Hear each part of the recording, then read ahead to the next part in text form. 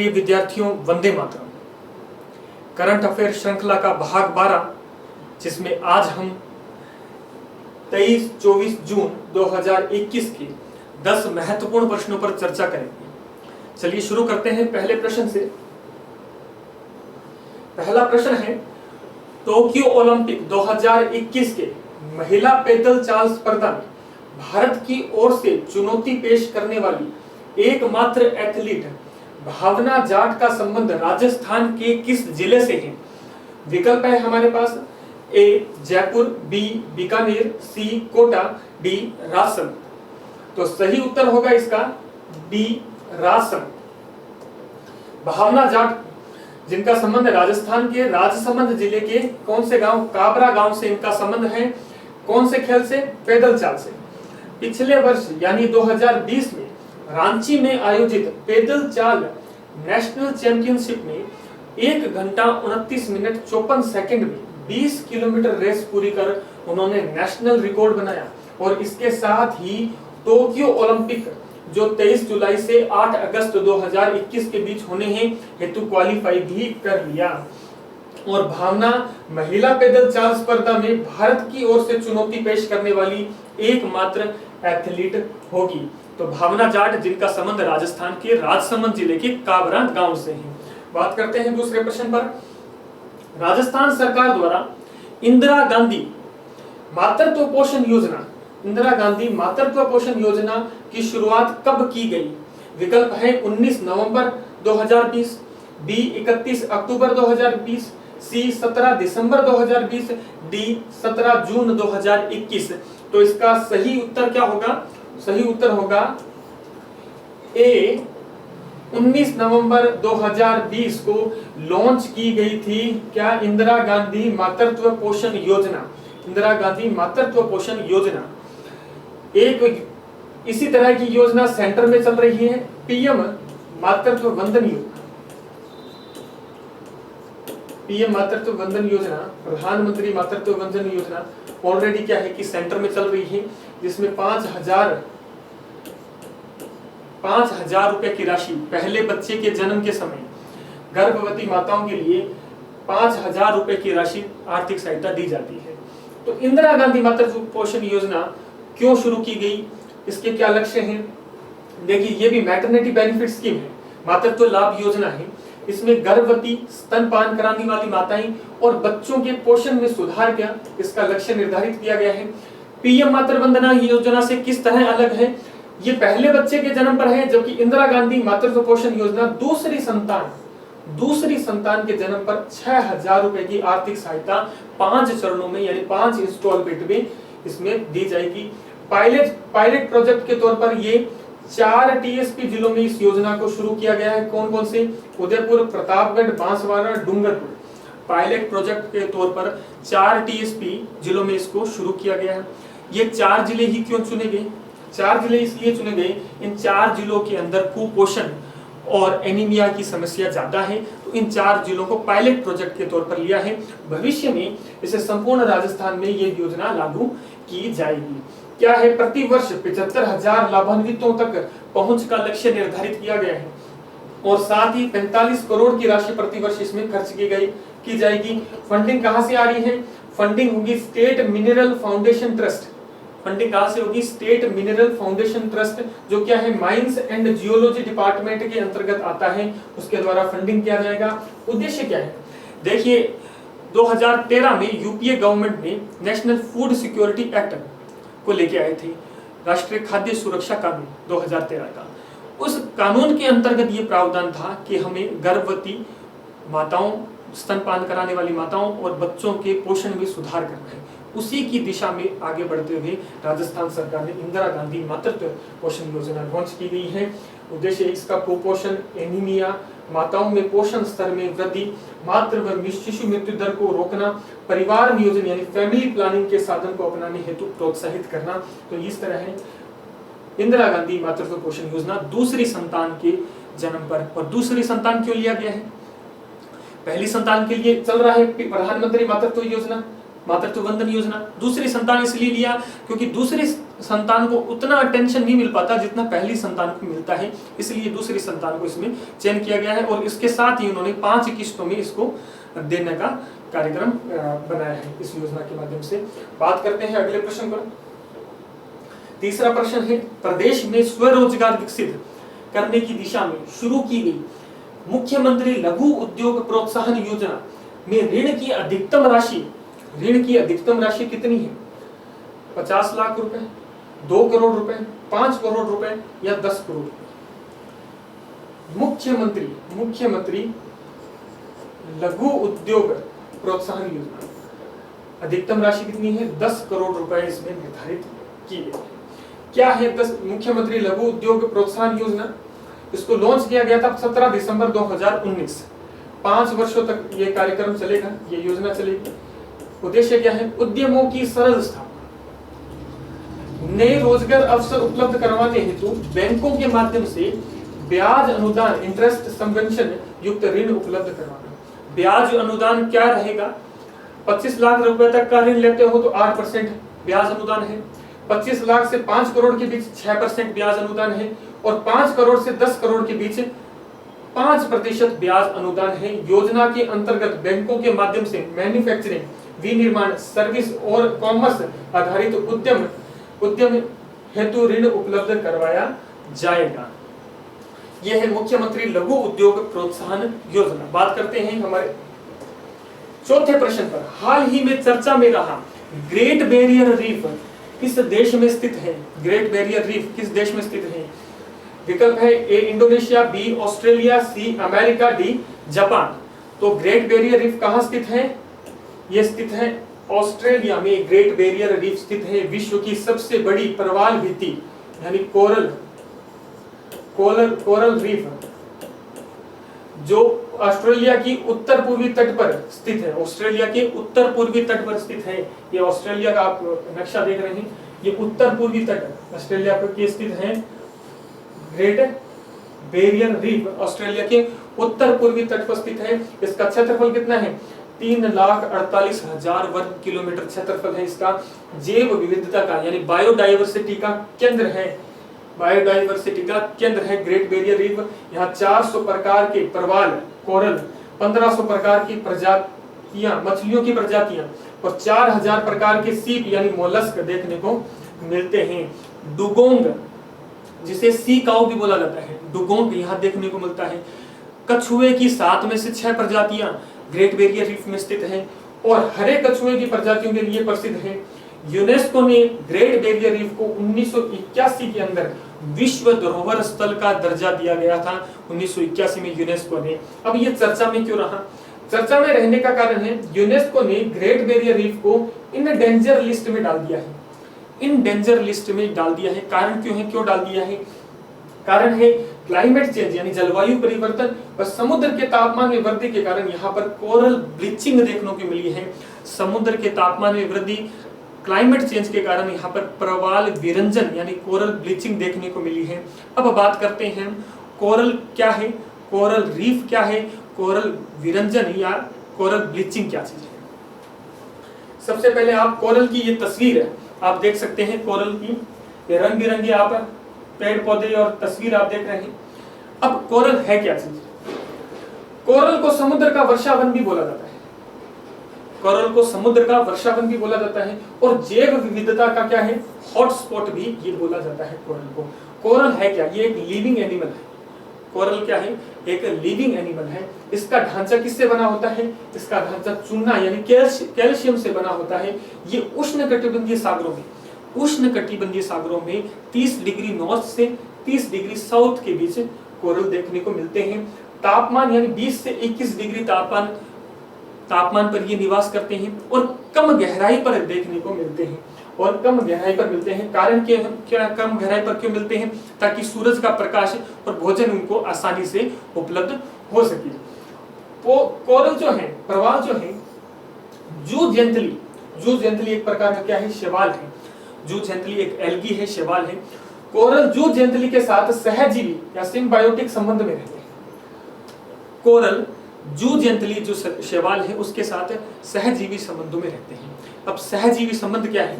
सहजीवी संबंध यानी जिन संबंधों में दोनों को लाभ हो वो सहजीवी संबंध है, दोनों फायदे में रहे। यानी जो कोरल है वो एल्गी को, जूजेंथली एल्गी को क्या देता है? निवास देता है, बदले में जूजेंथली कोरल को भोजन उपलब्ध करवाता है। तो ये दोनों सहजीवी संबंधों में रहते हैं। आप ये जो रंग देख रहे हैं, ये रंग किसकी वजह से है? ये जूजेंथली के कारण है। जो कोरल का जो रंग है वो जूजेंथली के कारण होता है। जब कोई कोरल मरता है यानी परवाल मरता है तो दूसरा उसी के शरीर पर क्या है कि विकसित हो जाता है। तो ये कड़ी क्या है कि चलती रहती है और इससे ही कोरल रीफ का निर्माण होता है, परवाल भित्ति का निर्माण इसके द्वारा होता है। अब बात करते हैं परवाल विरंजन का, या कोरल जो ब्लीचिंग हो रही है वो क्या होता है? समुद्र के तापमान के बढ़ने से, क्लाइमेट चेंज के कारण क्या हो रहा है? जो जूजेंथली एल्गी है वो कोरल से अलग हो रहा है। अलग होने के कारण जो कोरल है अपने वास्तविक रंग में आ जाता है। उसका वास्तविक रंग कौन सा है? वो सफेद हो रहा है। कोरल क्या हो रहा है? सफेद हो रहा है। इसी को क्या बोलते हैं? कोरल ब्लीचिंग बोलते हैं या प्रवाल विरंजन बोला जाता है। तापमान में वृद्धि के कारण ये एक दूसरे के साथ नहीं रह पा रहे हैं, ये दूसरे से अलग हो रहे हैं। तो ये जो तस्वीर है, ये जो रंग बिरंगी ये तस्वीर है, यहाँ पर अब क्या हो रहा है? ब्लीचिंग के कारण सफेद हो रहा है, इसको ब्लीचिंग बोलते हैं। चलिए बात करते हैं अगले प्रश्न पर। किस राज्य के खेल मंत्री अपने निर्वाचन क्षेत्र में सबसे अधिक बच्चों वाले जीवित माता पिता को 1 लाख का नगद इनाम देने की घोषणा की? विकल्प है ए उत्तराखंड, बी असम, सी हिमाचल प्रदेश, डी मिजोरम। तो इसका सही उत्तर होगा डी मिजोरम। अब ये इंटरेस्टिंग प्रश्न है कि देश में एक तरफ जनसंख्या नियंत्रण की बात हो रही है, दूसरी तरफ जनसंख्या वृद्धि करने के लिए नगद इनाम की घोषणा हो रही है। हुआ क्या कि मिजोरम के अंदर मिजो आबादी है उसकी संख्या घट रही है और मिजो आबादी की संख्या घटने के कारण उनकी आबादी को प्रोत्साहन देने के लिए ये नगद इनाम की घोषणा, कम होती जनसंख्या को ध्यान में रखते हुए ये कदम वहाँ के खेल मंत्री द्वारा, मिनिस्टर द्वारा उठाया गया। ऐसा पहली बार नहीं हो रहा है, इससे पहले भी कई ट्राइबल समूह की जनसंख्या वृद्धि के लिए ऐसे कदम उठा रहे हैं ताकि वो उनकी जो आबादी है, कम्युनिटी की जो आबादी है वो खत्म ना हो जाए, लुप्त ना हो जाए। ऐसे कदम उठाए हैं। एक अल्पसंख्यक समुदाय, अल्पसंख्यक मिनिस्ट्री, माइनॉरिटी मिनिस्ट्री ने 2013 में जियो पारसी एक स्कीम लॉन्च की थी। उसका उद्देश्य भी सेम ही था। जियो पारसी स्कीम का उद्देश्य भी यही था कि पारसी लोगों की घटती जनसंख्या उसमें वृद्धि के लिए क्या है कि ये कदम उठाया था कि वहां पर वो ज्यादा से ज्यादा क्या है कि दंपति शादी करें, बच्चे पैदा करें, इसलिए जियो पारसी स्कीम लॉन्च की गई थी। तो ये पहली बार नहीं हो रहा है। तो बात करते हैं मिजोरम स्टेट के बारे में। मिजोरम 1987 राज्य का दर्जा मिला इसे। राजधानी आइजोल है। जनसंख्या लगभग 11 लाख के करीब है। राष्ट्रीय जनसंख्या घनत्व देखें तो वो 52 व्यक्ति प्रति वर्ग किलोमीटर। पॉपुलेशन डेंसिटी 52 व्यक्ति प्रति वर्ग किलोमीटर है। जो नेशनल औसत, जो राष्ट्रीय औसत है 382 व्यक्ति, उससे बहुत ज्यादा कम है मिजोरम का जनसंख्या घनत्व। ठीक है, आगे बात करते हैं हमारे छठे प्रश्न पर। निम्न में से ग्रीन हाइड्रोजन के उत्पादन का स्रोत क्या है? ग्रीन हाइड्रोजन के उत्पादन का स्रोत क्या है? विकल्प है ए जीवाश्म ईंधन, बी नवीकरणीय ऊर्जा, सी मीथेन, डी पौधों से। तो इसका सही उत्तर होगा बी। ग्रीन हाइड्रोजन के उत्पादन का सोर्स क्या है? नवीकरणीय ऊर्जा है। अब बात करते हैं ग्रीन हाइड्रोजन क्या है। ग्रीन हाइड्रोजन, इसके रंग से कोई लेना देना नहीं है। देखिए, ठीक है, रंग से इसका कोई लेना देना नहीं है, क्योंकि हाइड्रोजन जो होता है ना, हाइड्रोजन एक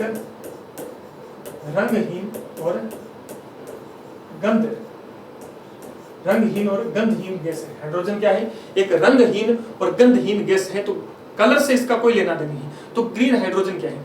ग्रीन है मेथड का, हाइड्रोजन निर्माण की जो प्रक्रिया है, जो मेथड है, वो उसको कहते हैं ग्रीन हाइड्रोजन। जब हाइड्रोजन निर्माण के लिए जब ऊर्जा के नवीकरणीय स्रोतों जैसे सौर ऊर्जा, पवन ऊर्जा, जलीय ऊर्जा का उपयोग होता है, इसे ग्रीन हाइड्रोजन कहते हैं। यानी हाइड्रोजन निर्माण का ग्रीन तरीका यानी ग्रीन प्रोसेस, जिसमें 0 कार्बन रिलीज होती है। जब हाइड्रोजन का निर्माण नवीकरणीय ऊर्जा स्रोतों से किया जाता है तो उसमें 0 कार्बन रिलीज होती है, यानी CO2 का रिलीज नहीं होता, ग्रीन हाउस गैसेस का रिलीज नहीं होता। हाइड्रोजन के निर्माण के अन्य तरीके भी हैं। अन्य तरीके कौन से हैं? जैसे ग्रीन हाइड्रोजन, जब मैथेन से हाइड्रोजन का निर्माण किया जाता है तो वातावरण में CO2 गैस रिलीज होती है, ठीक है, तो वो एक पॉल्यूटेंट है, तो नुकसान पहुंचाता है। इसी तरह एक ब्लू हाइड्रोजन है जिस पर लिखा है हमने लो कार्बन। ब्लू हाइड्रोजन क्या होता है, इसमें भी मैथेन से ही होता है निर्माण, तो मैथेन से CH4 से इसका निर्माण हो रहा है हाइड्रोजन का, लेकिन क्या हो रहा है कि इससे जो CO2 रिलीज हुई थी उस CO2 को क्या है कि कैप्चर कर लिया गया है, स्टोर कर लिया गया है, यानी वातावरण में रिलीज नहीं होने दिया है। तो ये तरीका जो है इसको लो कार्बन रिलीज होता है, इसलिए इसको ब्लू हाइड्रोजन बोला जाता है। इसी तरह ब्राउन हाइड्रोजन क्या होता है, ब्राउन हाइड्रोजन यानी जब हाइड्रोजन के निर्माण के लिए जीवाश्म ईंधन का उपयोग किया जाता है, जब हाइड्रोजन के निर्माण के लिए जीवाश्म ईंधन यानी कोयले का यूज किया जाता है, तो वो तरीका ज्यादा क्या है कि पॉल्यूटेंट पैदा करने वाला है, यहाँ पर CO2 ज्यादा मात्रा में रिलीज होती है, तो इसको ब्राउन हाइड्रोजन बोला जाता है। अब हाइड्रोजन का निर्माण कैसे होता है, हाइड्रोजन वातावरण में पृथ्वी पर प्रचुर मात्रा में उपलब्ध है और ये ऊर्जा का एक स्वच्छ विकल्प है, स्वच्छ ऊर्जा का एक विकल्प है। हाइड्रोजन का निर्माण होता है जल को ब्रेक करके, यानी पानी को तोड़कर। पानी को तोड़ने के लिए जब हमने स्वच्छ ऊर्जा का यूज किया, जैसे मैं बात करता हूं 2H2O, ठीक है, अब 2H2O को तोड़ने के लिए यानी स्वच्छ ऊर्जा यानी सौर पवन हाइड्रो एनर्जी का यूज किया जा रहा है, तो ये सस्टेन एनर्जी है, नवीकरणीय ऊर्जा है। अब इसको जब ब्रेक करके पानी को जब तोड़ा जाता है 2H2 प्लस O2, ये जो हाइड्रोजन प्राप्त हुई है और ये पानी के अणुओं को तोड़ा गया है, तोड़ा किससे गया है, नवीकरणीय स्रोतों से गया है, ठीक है, नवीकरणीय स्रोतों से जल को तोड़ा गया है, जल को तोड़ना, ठीक है, तोड़ा गया है। तो इसमें क्या पॉल्यूटेंट कोई रिलीज हुआ, कोई तरह का पॉल्यूटेंट रिलीज नहीं हुआ और हमें क्या प्राप्त होगी, हाइड्रोजन गैस प्राप्त होगी, ठीक है। तो ये है ग्रीन हाइड्रोजन, ठीक है। चर्चा में क्यों है, चर्चा में क्यों है, क्योंकि ऊर्जा और नवीन व नवीकरणीय मंत्रालय ने कुछ क्षेत्रों जैसे पेट्रोलियम, रिफाइनिंग, फर्टिलाइजर के लिए ग्रीन हाइड्रोजन की खरीद की अनिवार्यता कर दी है, इसलिए चर्चा में है। अब बात करते हैं नेशनल हाइड्रोजन एनर्जी मिशन की। ये मिशन 2021-22 के बजट में अभी लॉन्च किया गया है। मिशन का क्या उद्देश्य है, मिशन का उद्देश्य है ग्रीन ऊर्जा स्रोतों से यानी नवीकरणीय ऊर्जा स्रोतों से हाइड्रोजन उत्पन्न करना। कैसे उत्पन्न करता है, मैंने अभी बता दी कि जल के अणुओं को कैसे तोड़ा जाता है और तोड़ने के अंदर हमने नवीकरणीय ऊर्जा स्रोतों का यूज किया है। सरकार का लक्ष्य है 2022 तक 175 गीगावाट नवीकरणीय ऊर्जा क्षमता को प्राप्त करना, 175 गीगावाट। अभी हाल ही में गवर्नमेंट ने इस लक्ष्य को और भी बढ़ा दिया है, इस लक्ष्य को कर दिया है 2030 तक हमें 450 गीगावाट नवीकरणीय ऊर्जा प्राप्त करनी है। चलिए बात करते हैं अगले प्रश्न पर। अंतरराष्ट्रीय ओलंपिक दिवस कब मनाया जाता है? विकल्प है हमारे पास 23 जून को, 23 जुलाई को, 8 अगस्त और 2 जून को। कब मनाया जाता है? सही उत्तर होगा इसका 23 जून को अंतरराष्ट्रीय ओलंपिक दिवस मनाया जाता है। इंटरनेशनल ओलंपिक डे इस वर्ष की थीम रखी गई है स्वस्थ रहो, मजबूत रहो, एक्टिव रहो। 1947 में पहली बार बनाया गया था ओलंपिक डे। उद्देश्य क्या है? ओलंपिक से जुड़े हर पहलू, हर मुद्दे से लोगों को अवगत कराना, ये उद्देश्य है। ओलंपिक फैक्ट देख लेते हैं। सबसे पहले ओलंपिक शुरू कब हुए थे? 776 ईसा पूर्व में ओलंपिक शुरू हुए थे। प्राचीन ओलंपिक खेलों का पहला आधिकारिक आयोजन किया गया था। आधुनिक ओलंपिक खेल 1896 एथेंस में आधुनिक ओलंपिक खेलों को पहली बार आयोजित किया गया था। पियर द कुबत्रे आधुनिक ओलंपिक खेलों के फादर माने जाते हैं, पितामह माने जाते हैं। ओलंपिक खेलों के 5 रिंग कौन से? ये जो 5 रिंग है ओलंपिक खेलों की, ये 5 रिंग 5 कॉन्टिनेंट यानी 5 महाद्वीपों की एकजुटता को व्यक्त करते हैं। मेजबानी कौन करता है ओलंपिक खेलों की? अंतर्राष्ट्रीय ओलंपिक समिति ओलंपिक खेलों की मेजबानी करता है। और इस वर्ष ओलंपिक खेल 23 जुलाई से 8 अगस्त के बीच आयोजित होने जा रहे हैं। कहां पर? टोक्यो, जापान के अंदर होने जा रहे हैं। ये पिछले वर्ष 2020 में आयोजित होने थे, लेकिन कोरोना के कारण इसको पोस्टपोन कर दिया और इस वर्ष ये 23 जुलाई से 8 अगस्त के बीच आयोजित होंगे। 8वां प्रश्न हाल ही में चर्चा में रहा, टॉय कैथॉन 2021 का संबंध किससे है? विकल्प है एमएसएमई को प्रोत्साहन, बी रक्षा क्षेत्र में स्वदेशीकरण, सी नवीकरणीय ऊर्जा संसाधन को प्रोत्साहन, डी स्थानीय खिलौना उद्योगों को बढ़ावा देना। तो इसका सही उत्तर होगा विकल्प डी, स्थानीय खिलौना उद्योग को बढ़ावा देने के लिए टॉयकथॉन 2021 लॉन्च किया गया। टॉय यानी खिलौने, हैकाथॉन से ये चीज बना है। हैकाथॉन यानी एक मीटिंग या गैदरिंग होती है जिसमें संबंधित क्षेत्र के विषय में नए विचारों को, नवाचारों को, स्टार्टअप्स को, रिसर्च एंड डेवलपमेंट को आयोजित किया जाता है। तो टॉयकथॉन जो एजुकेशन मिनिस्ट्री द्वारा, शिक्षा मंत्रालय द्वारा 5 अन्य सहयोगी मंत्रालयों के समन्वय से इसे आयोजित किया गया। उद्देश्य था जो स्थानीय या इंडिजिनस उद्योग को बढ़ावा देना, स्थानीय सामग्रियों का उपयोग करके नए व अभिनव खिलौनों का निर्माण करना जो किफायती हो, वहनीय हो, सुरक्षित हो और पर्यावरण अनुकूल हो। अब मैं बात करता हूं भारत में खिलौना उद्योग के बारे में।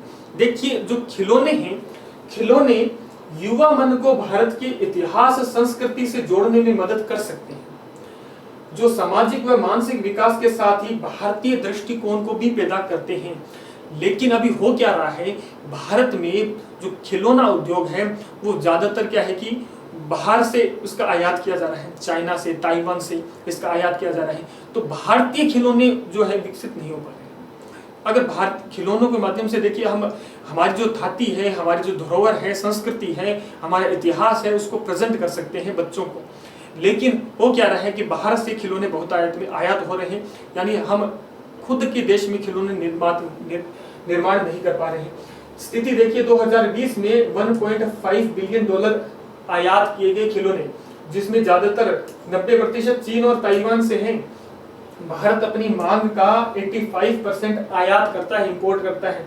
और QCI यानी quality council of India, Bharat की गुणवत्ता परिषद ऐसा बोलती है कि बाहरी आयात खिलौनों में 67% खिलौने परीक्षण में विफल रहे हैं, यानी वो कहीं ना कहीं नुकसान पहुंचाते हैं, पर्यावरण को नुकसान पहुंचाते हैं, सतत नहीं है, वहनीय नहीं है, किफायती नहीं है। तो करना क्या है? टॉयकथॉन 2021 जिसका उद्देश्य यही रखा गया कि खिलौना उत्पादन में भारत को आत्मनिर्भर बनाना है। पिछले वर्ष प्रधानमंत्री जी ने आत्मनिर्भर भारत अभियान लॉन्च किया था और एक बात कही थी, लोकल फॉर वोकल, लोकल के लिए वोकल, लोकल के लिए आवाज उठाने के लिए उन्होंने बात की थी। और खिलौना उद्योग को के क्लस्टर विकसित करने की बात हो रही है, ताकि भारतीय खिलौने जो काष्ठ के, लकड़ी के, लाख के, ताड़ के पत्ते, बांस, वस्त्र आदि से निर्मित होते हैं और ये सुरक्षित भी हैं, वहनीय भी हैं और पर्यावरण अनुकूल भी हैं। इसलिए कुछ इनिशिएटिव चलाए गए हैं। कौन कौन से इनिशिएटिव हैं? जैसे नई शिक्षा नीति 2020 ये बोलती है कक्षा 6 से ही खिलौना निर्माण की कला सिखाई जाएगी, न्यू एजुकेशन पॉलिसी में बात की गई है। और इसके अलावा 27 फरवरी से 2 मार्च के बीच वर्चुअल खिलौना मेला भी आयोजित किया गया था अभी 2021 के अंदर। राजस्थान में बस्सी गांव राजस्थान का किसके लिए प्रसिद्ध है? काष्ठ उद्योग के लिए। तो यहाँ पर लकड़ी के खिलौने बनाए जाते हैं, काष्ठ के लिए प्रसिद्ध हैं। तो बस्सी गांव चित्तौड़गढ़ में। इसके अलावा खुशखेड़ा अलवर में खिलौना जोन निर्माण की बात भी की जा रही है। तो ये है टॉयकथॉन 2021 के बारे में। बात करते हैं अगला प्रश्न पर। हाल ही में लॉन्च किया गया जान है तो जहान है अभियान क्या है? विकल्प है गैर संक्रामक रोगों के प्रति जागरूकता, बी है ग्रामीण व दूर दराज इलाकों में कोरोना टीकाकरण के बारे में जागरूकता, सी है सूक्ष्म, लघु व मध्यम उद्योगों को प्रोत्साहन, डी है भारत सरकार का वैक्सीन उत्पादन का कार्यक्रम। तो सही उत्तर होगा जान है तो जहान है। क्या है? ग्रामीण दूर दराज इलाकों में कोरोना टीकाकरण के बारे में जागरूकता पैदा करना। किस मिनिस्ट्री ने लॉन्च किया गया है इसको? माइनॉरिटी मिनिस्ट्री, अल्पसंख्यक मंत्रालय ने इसको लॉन्च किया। क्या है कि ग्रामीण और दूर दराज के इलाकों में कोरोना टीकाकरण के बारे में जागरूकता पैदा करना और टीकाकरण के बारे में जो अफवाहें फैली गई हैं उन अफवाहों को दूर करना और लोगों को ज्यादा से ज्यादा टीकाकरण करवाने के लिए प्रोत्साहित करना, इसका उद्देश्य रखा गया है। बात करते हैं अंतिम प्रश्न पर। हमारे हाल ही में रबड़ अनुसंधान संस्थान द्वारा विकसित विश्व का पहला GM यानी जेनेटिकल मॉडिफाइड रबड़ संयंत्र कहां स्थापित किया गया? विकल्प है हमारे पास, ए तमिलनाडु, बी गुजरात, सी असम, डी ओडिशा। तो इसका सही उत्तर होगा सी असम में विश्व का पहला आनुवंशिक रूप से संशोधित रबड़ पौधा लगाया गया है असम के अंदर। किसने तैयार किया है इसको? केरल स्थित भारतीय रबड़ अनुसंधान संस्थान ने इसको विकसित किया है। और इसका निर्माण, इस रबड़ में मैग्नीज युक्त सुपर ऑक्साइड डिस्ब्यूटेज MnSO4 को डाला गया है, जिसके चलते ये उत्तर पूर्व में शीत ऋतु में पड़ने वाली कड़ाके की ठंड का मुकाबला करने में सक्षम होगा। देखिए, रबड़ का जो प्राकृतिक रबड़ का जो उत्पादन होता है वो कैसे होता है? वो उष्णकटिबंधीय क्षेत्रों में होता है, जहां पर वर्षा भी बहुतायत में मिलती है और आर्द्र जलवायु मिलती है, जैसे अमेज़न क्षेत्र हो गया या दक्षिण पूर्वी एशिया क्षेत्र हो गया। ये रबड़ उत्पादन के क्षेत्र माने जाते हैं, जैसे थाईलैंड है, इंडोनेशिया है, वियतनाम है। इन क्षेत्रों में सबसे ज्यादा रबड़ उत्पादन होता है। हालांकि विश्व के अंदर भारत भी रबड़ प्रोडक्शन में छठा स्थान रखता है। भारत के अंदर मैं बात करूं, भारत के केरल, तमिलनाडु,